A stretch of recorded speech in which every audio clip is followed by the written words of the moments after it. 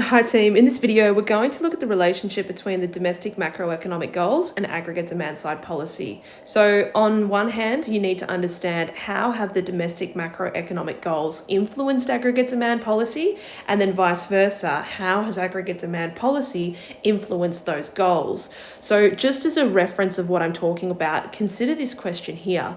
You have to explain how aggregate demand policies have influenced the achievement of full employment and strong and sustainable economic growth over the past 12 months.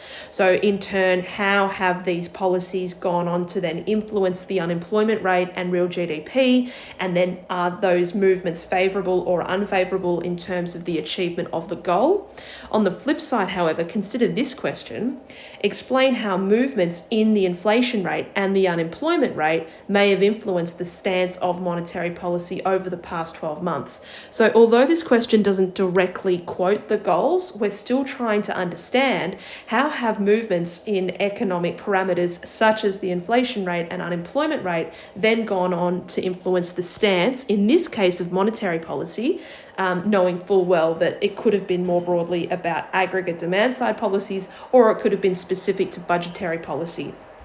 So there's a few things in this video. What we're going to do first is get a sense of what's been going on with our aggregate demand side policies over the past 12 months. So having a look at government budget data, we know that in 2023-2024, we had an underlying cash balance of $9.3 billion. And so this is a budget surplus, which means that the injections into the economy are less than the leakages. And so that leaves us with a contractionary stance that's designed to decrease aggregate demand. If you need to go over this content, please make sure you go back and watch the relevant video. I'll make sure the link is in the description below. And then on the the monetary policy side, we know that interest rates have been increasing quite significantly over the past 18 months, and that's all designed to obviously decrease aggregate demand as well. So over the past 12 months or so, monetary policy and budgetary policy have been working together to both decrease aggregate demand, and we'll get into why that's probably the case in a moment. But the good thing for you going into the exam is that they're working together. Now, something to be mindful of is that the 2024-2025 budgetary policy outcome is predicted to be a $28.3 billion deficit, and making sure that you understand that that deficit is obviously designed to stimulate the economy.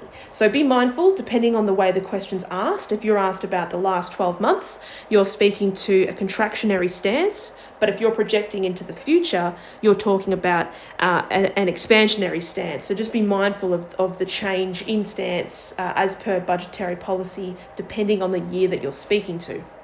Okay, so what I want to do now is quickly go through each goal and get a sense of, well, have we nailed it? What's going on? And then basically have a look at the way that aggregate demand side policies are working to either complement the achievement of the goal or act unfavourably against the achievement of the goal. So put simply, if we look at GDP growth, we know that we're targeting a 3 to a 3.5% increase in real GDP, and that we are nowhere near that at the moment with an economic growth rate of 1.1%. Now, if you go back to your aggregate demand side policies at the moment, we know that monetary policy has led to the increase in the cash rate, which is obviously designed to increase interest rates.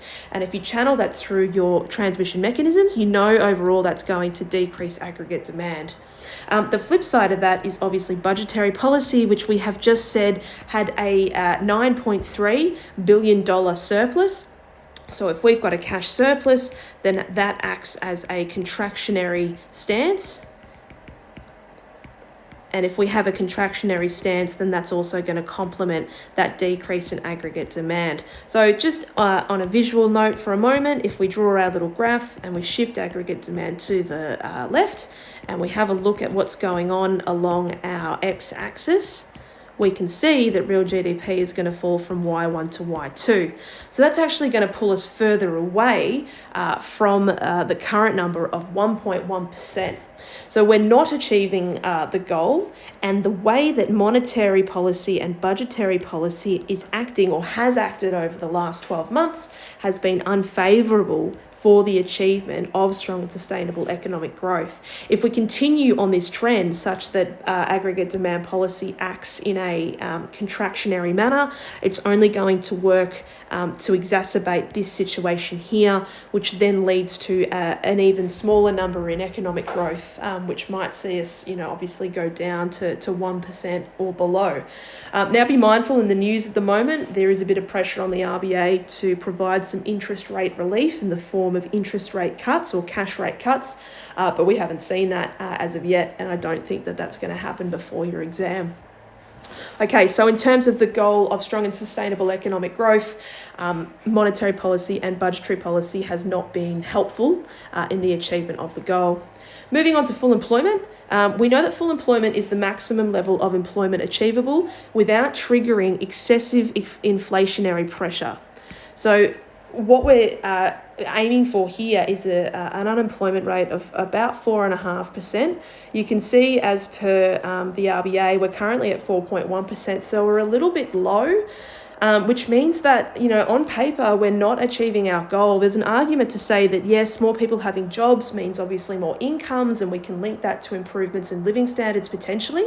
But that 4.1% is going to trigger that excessive inflationary pressure. So that's really the risk here. So once again, we've got a domestic macroeconomic goal that is not being achieved.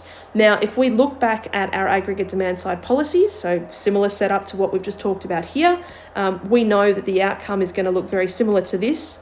And so if we have a decrease in output, that's going to obviously lead to a decrease in production.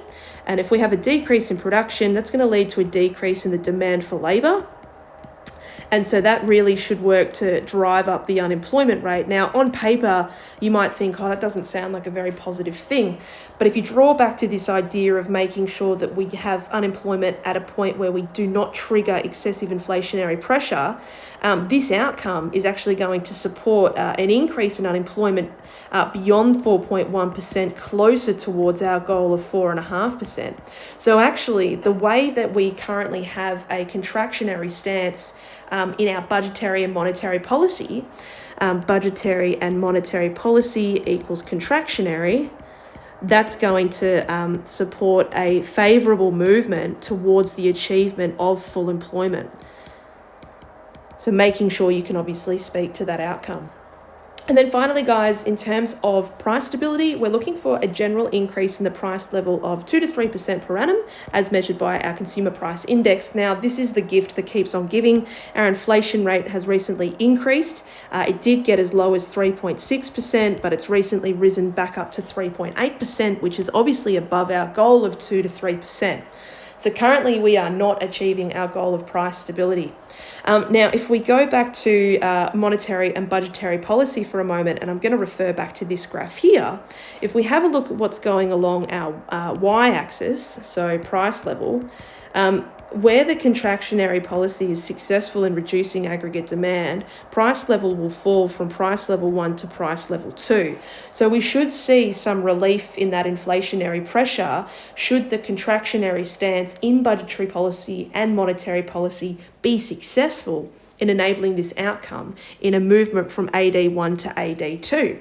So again, going back to our goal, we've got a contractionary stance from our monetary and budgetary policy.